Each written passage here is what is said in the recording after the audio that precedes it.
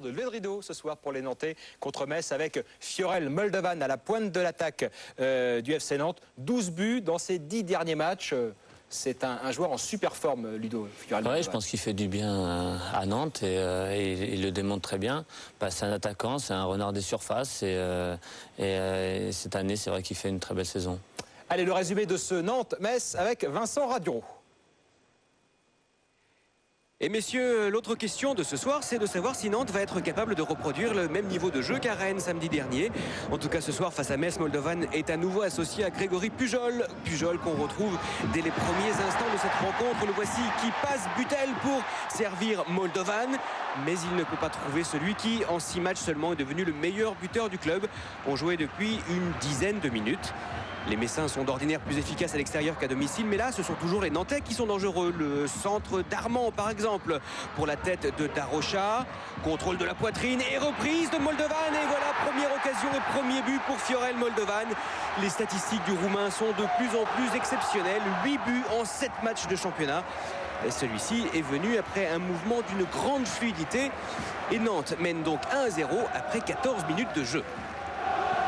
Mais je vous le disais, les Messins sont finalement plus à l'aise en déplacement. Ils possèdent même la deuxième meilleure attaque du championnat à l'extérieur. Voici par exemple Maoulida qui file. Il se recentre pour frapper. Parade de Landreau. Derrière, c'est Leca qui voit sa reprise contrée. Une occasion qui témoigne de la belle résistance offerte par le FC Metz à la Beaujoire. Néanmoins, les Nantais sont toujours aussi entreprenants, portés par la réussite de Moldovan.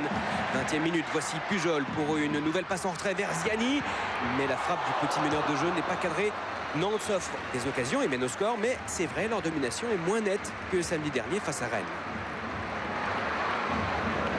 À 10 minutes de la fin de cette première période, ces Nantais commencent quand même à prendre de plus en plus l'ascendant. Voici Faé qui s'enfonce en 1-2 avec Moldovan, ça passe et la frappe de Faé vient frôler le poteau de Butel. Énorme occasion pour Emers Faé, ce jeune Nantais qui ne cesse de progresser selon Loïc Amis. 38e minute, coup franc pour Nantes. Suite à une faute de Méniri sur Pujol, c'est Sylvain Armand qui se présente et qui marque. Nantes mène 2-0 grâce à Sylvain Armand qui a déjà inscrit 2 buts cette saison sur coup franc indirect. Au passage, vous noterez que Franck Signorino a légèrement dévié cette frappe. Mais sans dominer outrageusement, les Nantais regagnent les vestiaires sur ce score de 2-0. En début de seconde période, ce sont encore les Nantais qui s'illustrent. Ziani qui trouve Darocha dans la surface. Moldovan qui se retourne, qui frappe. Et une bonne intervention de Butel. Ludovic Butel, le gardien messin, qui vient d'être contacté par Valence, le club espagnol. Affaire à suivre. Moins de 2 minutes plus tard, on se retrouve de l'autre côté du terrain avec un bon coup franc pour le FC Metz. Le cas pour Méniri. Et la frappe exceptionnelle de Mehdi Méniri qui trouve la lucarne.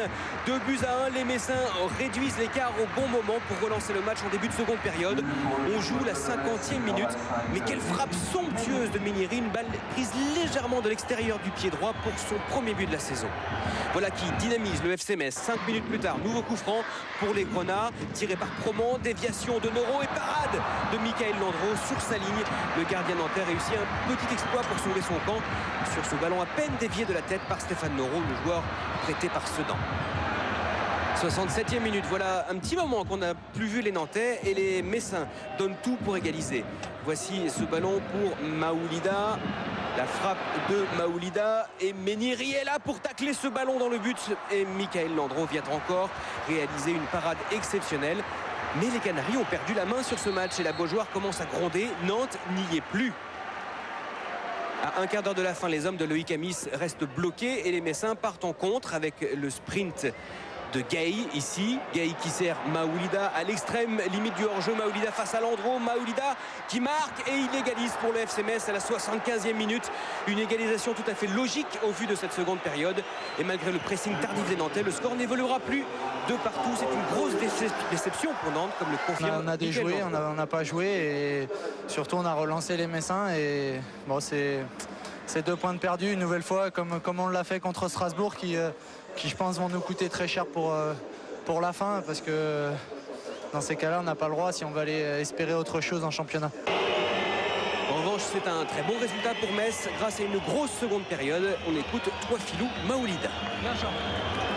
En deuxième mi-temps, on était très conquérants, solidaires, on n'a rien lâché, on aurait pu même l'emporter, mais on est content de ce match nul.